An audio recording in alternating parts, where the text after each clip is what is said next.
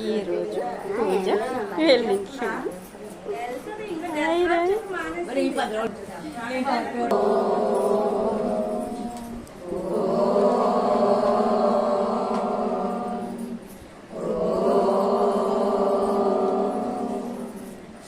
శుక్లాంబరధరం విష్ణుం శశివర్ణం చతుర్భుజం ప్రసన్నవదనం ధ్యాయే సర్వవిఘ్నోపశాంతయే.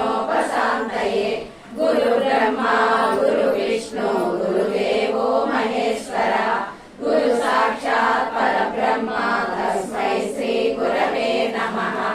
అఖండ మండలాకారం వ్యాప్తం యేన చరాచరం తత్పదం దర్శితం మేన తస్మై శ్రీ గురవే నమః.